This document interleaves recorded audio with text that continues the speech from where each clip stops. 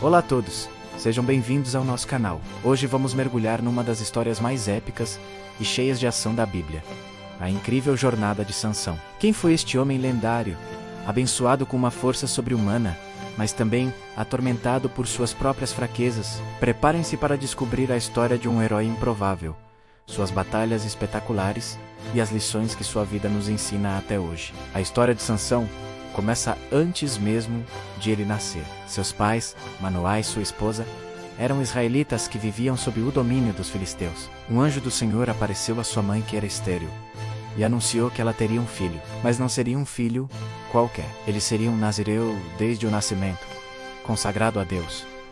Isso significava que ele não poderia beber vinho, tocar em cadáveres, e o mais famoso, nunca poderia cortar o cabelo. Esse cabelo seria o sinal da sua aliança com Deus e a fonte da sua força extraordinária. Amis, ou dele, começara a libertar Israel do poder dos filisteus. Sansão cresceu, e o Espírito do Senhor começou a agir sobre ele, dando-lhe uma força que ninguém conseguia explicar. A sua primeira demonstração de poder foi quando ele rasgou um leão ao meio com as próprias mãos, como se fosse um cabrito. Sim, você ouviu bem, ele estava a caminho da cidade filisteia de Tinate, para encontrar uma mulher por quem se apaixonara, quando o animal o atacou. Este evento foi um sinal claro do poder divino que habitava nele. Mas a vida de Sansão foi uma montanha-russa de triunfos e tragédias, muitas vezes impulsionada por suas paixões. Em seu próprio casamento com a mulher filisteia, ele propôs um enigma aos convidados. Do que come saiu comida, e do forte saiu doçura. Ninguém conseguia decifrar. O enigma refere-se ao leão que ele matou, dentro do qual mais tarde encontrou um enxame de abelhas e mel. Pressionada pelos seus conterrâneos, sua esposa o traiu e revelou a resposta. Furioso, Sansão, movido pelo Espírito de Deus, foi a uma cidade filisteia, matou 30 homens e usou suas roupas para pagar a aposta. Este foi o início de um ciclo de vingança e conflito entre ele e os filisteus. A situação ficou ainda mais tensa. Os filisteus, irritados com Sansão, queimaram sua esposa e o sogro. A vingança de Sansão foi terrível. Ele os atacou com grande carnificina, como diz a Bíblia. Depois disso ele se refugiou numa caverna. Os filisteus, desesperados para capturá-lo, enviaram um exército de 3.000 homens para ajudar.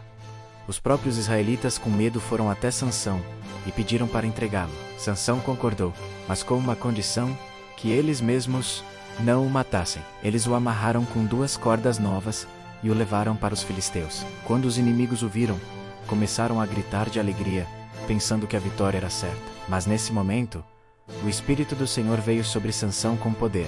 As cordas em seus braços se tornaram como fios de linho queimados pelo fogo, e se soltaram. Ele olhou ao redor e viu uma queixada de jumento, que ainda estava fresca. Ele a pegou e, com aquela arma improvisada, atacou os filisteus. Sozinho, ele matou 1.000 homens. 1.000 homens com osso de jumento. É uma das cenas de batalha mais impressionantes de toda a Bíblia. Depois dessa vitória esmagadora, exausto e com sede, ele clamou a Deus, que milagrosamente abriu uma fenda numa rocha, de onde brotou água para ele beber. Sansão julgou Israel por 20 anos. Durante esse tempo, sua força continuou a ser lendária. Numa outra ocasião, ele foi à cidade filisteia de Gaza. Seus inimigos souberam que ele estava lá e cercaram os portões da cidade, planejando matá-lo pela mão. Mas Sansão levantou-se à meia-noite, foi até os portões da cidade, arrancou-os com as trancas e tudo colocou-os nos ombros e os carregou até o topo de uma colina. Imagine a força necessária para fazer algo assim. Ele estava literalmente a zombar dos seus inimigos, mostrando que nenhuma armadilha humana poderia contê-lo enquanto ele confiasse em Deus. No entanto, a maior fraqueza de Sansão não era um exército inimigo, mas sim suas escolhas em relacionamentos. Ele se apaixonou por outra mulher filisteia, Dalila. Os líderes filisteus viram nela a oportunidade perfeita para finalmente descobrir o segredo da força de Sansão. Eles ofereceram a Dalila uma fortuna para que ela o seduzisse e descobrisse a fonte do seu poder.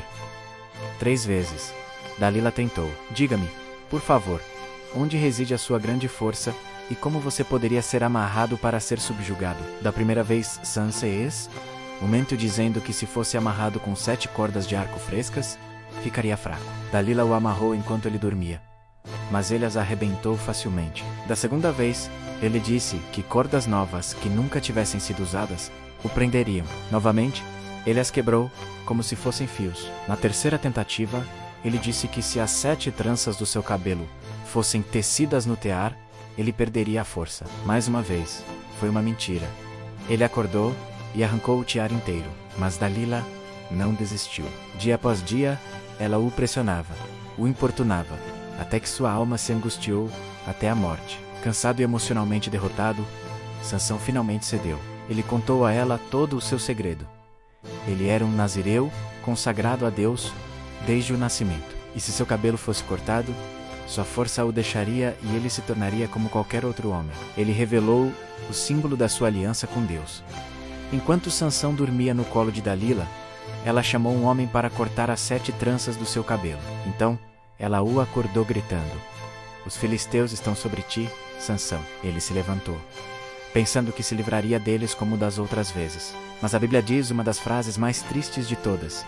Ele não sabia que o Senhor o havia deixado, sua força se foi. Os filisteus o capturaram, arrancaram seus olhos e o levaram para Gaza. Lá, o herói de Israel foi forçado a girar um moinho na prisão, humilhado e cego. Mas a história de Sansão não termina em completa derrota. Na prisão, seu cabelo começou a crescer novamente. Os filisteus, para celebrar sua captura, organizaram uma grande festa em honra ao seu deus Dagom, a quem atribuíam a vitória sobre Sansão. Eles trouxeram o herói cego para o templo, para que ele os entretivesse, para zombarem dele. Milhares de filisteus, incluindo todos os seus líderes, estavam no templo e no terraço. Naquele momento de humilhação final, Sansão fez uma última oração. Ele pediu a um servo que o guiasse até as 2 colunas centrais que sustentavam todo o templo. Com uma mão em cada coluna, ele orou: "Ó soberano Senhor, lembra-te de mim. Ó Deus, por favor fortalece-me apenas mais esta vez, e que com um só golpe eu me vingue dos filisteus por meus 2 olhos." Então, com um grito, Sansão empurrou as colunas com toda a sua força. O templo inteiro desabou sobre os líderes e sobre todo o povo que estava nele. A Bíblia relata que ele matou mais pessoas na sua morte do que durante toda a sua vida. Foi um ato final de sacrifício e redenção, cumprindo, de forma trágica, sua missão de abalar o poder filisteu.